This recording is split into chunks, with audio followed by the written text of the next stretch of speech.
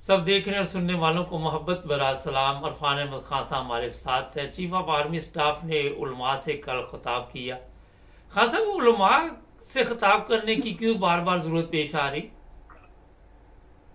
इसलिए कि रोज फौजियों की तादाद जो है वो मर रही है। हम शिदत पसंदी की वजह से जो माशरे में बढ़ रही है आपकी इंतहा पसंदी और दहशत गर्दी, उसमें जो फौज के पास इतलात हैं उसमें तो यही है कि उनके जो खैर खा तो नहीं कहना चाहिए, उनको जो पनाहें देने वाले लोग हैं वो मदरसे हैं या मसाजिद हैं।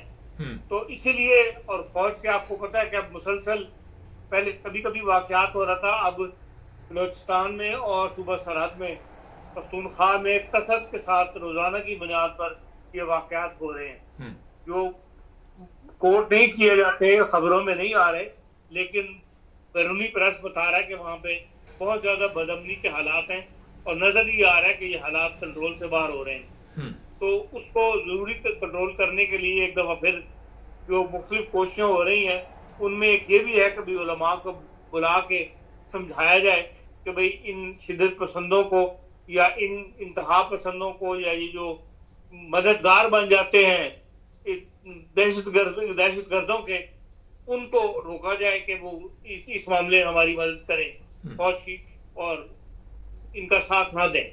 इसीलिए उन्होंने ये तकरीर की है कल वाली जो है। अच्छा, बड़ी अहम तकरीर थी। उन्होंने कहा जो शरीयत को नहीं मानता, जो आइन को नहीं मानता, मैं उसे पाकिस्तानी नहीं समझता। तो जो दूसरे लोग वहाँ पे रहते हैं, ईसाई भी रहते हैं, हिंदू भी रहते हैं और भी मजहब के लोग रहते हैं, वो हम क्या करें? देखिए, यही बात है कि ये हमारे साथ मसला ये है कि हम जब जिसे कहते हैं ना गले तक आ जाती है या बिल्कुल एंड आ जाता है, तब हम मामलात की तरफ बढ़ते हैं। जब मामलात शुरू होते हैं उस वक्त उनको सीरियसली नहीं लिया जाता।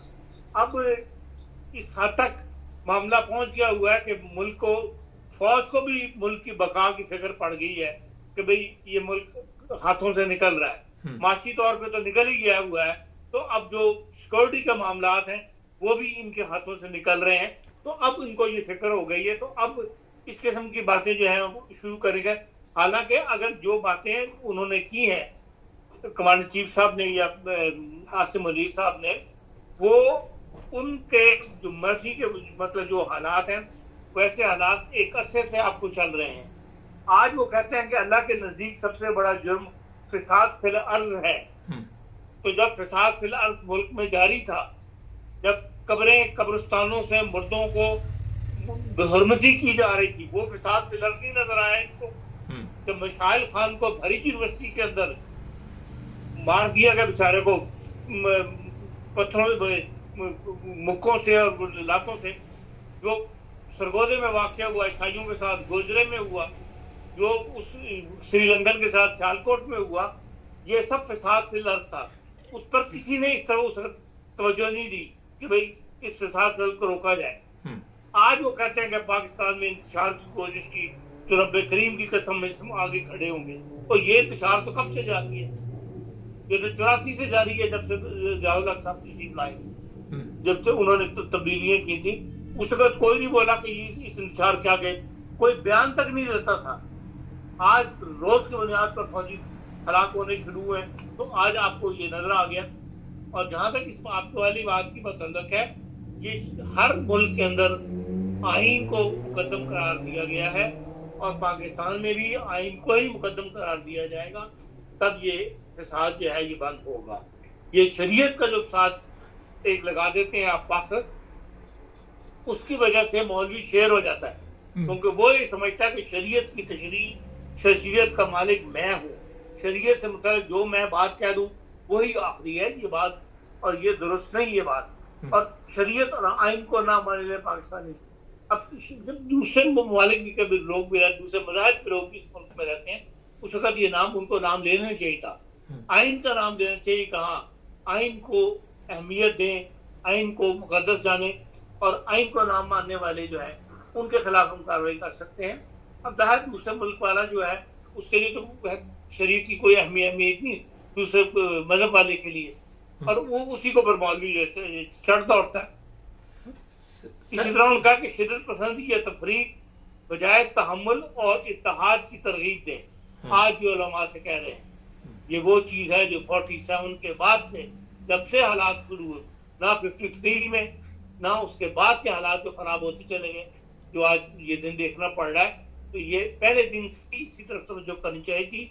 और यही है इस वक्त जो सूरत हाल पाकिस्तान में दरपेश है, उसका हल यही है कि वो उलमा को जो आज कह रहे हैं कि इत्तेदाल पसंदी को माशरे में वापस लाएं, और वो जब तक मौलवी की अहमियत को ख़त्म नहीं करेंगे माशरे में से, उस वक्त तक ये इत्तेदाल पसंदी वाला माशरा पाकिस्तान में वापस नहीं आएगा।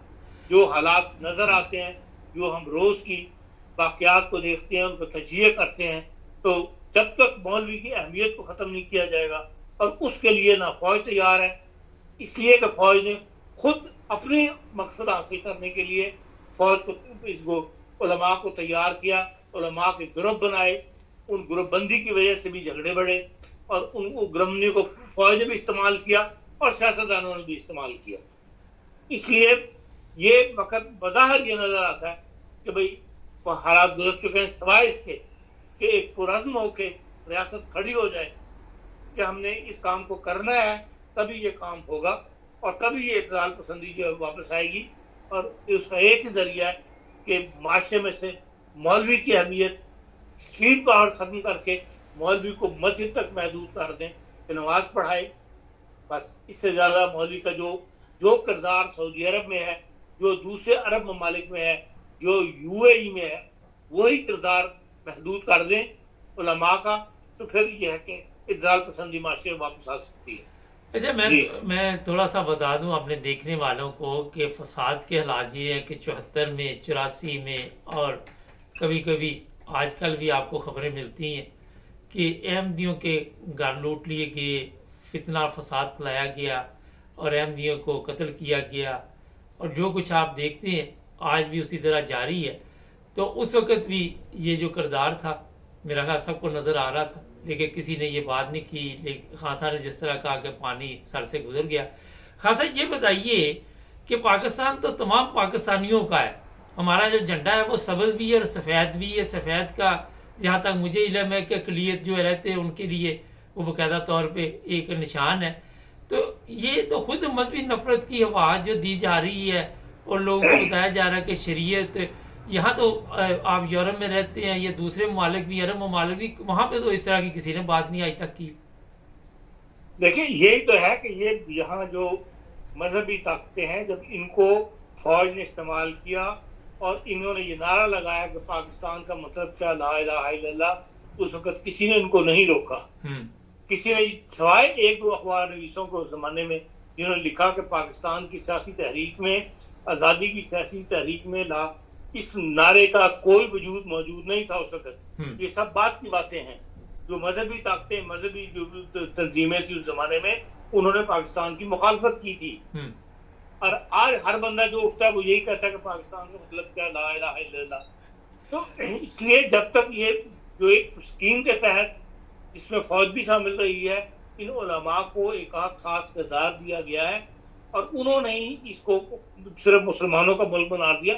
अब तो ये भी आवाजें लगती हैं कि भाई ये सिर्फ सुन्नियों का मुल्क है और अहले सुन्नत का मुल्क है। ये इस किस्म के भी उलमा मौजूद हैं जो इस किस्म की बातें करते हैं। इसलिए सफेद झंडा और सफेद पाकिस्तान के झंडे में सफेद हिस्सा, आज के जमाने में ये बातें जो हैं ये बिल्कुल आउट ऑफ दी, जिसे कहते हैं, टाइम हो चुकी हैं। आप दुनिया में मजहब सानवी हैसियत में चला गया हुआ है और जो तमाम ममालिक जो हैं वहां पर माशरा एक वजूद बनकर रहता है, और वो वजूद तभी बन सकता है जब आप मजहब को सियासत से अलग कर दें, और यही इनको पाकिस्तान में करना पड़ेगा। नहीं तो ये रौला, ये तफरीक जो है ये कायम रहेगी। सर ये बताइए कि आपने कहा उलमा को मस्जिद तक रहना चाहिए, तो फौज को भी सिर्फ बॉर्डर तक रहना चाहिए, अपने मामलात से दिलचस्पी लेनी चाहिए या तमाम मामलात में दिलचस्पी लेनी चाहिए? नहीं, दुनिया में तरीक तो यही है, लेकिन हम इसमें सियासतदानों का जो कसूर है वो एक दिन में तब्दील नहीं हो सकता।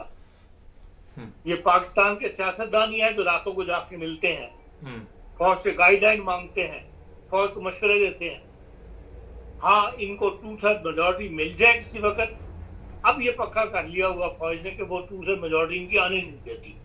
कभी 2/3 मेजोरिटी आ जाए सियासतदानों की तो फिर ये फौज का फिर किरदार जो महदूद कर सकते हैं सर। ये लेकिन जब तक वो नहीं आती उस वक्त तक इसका किरदार महदूद होना मुमकिन नहीं है।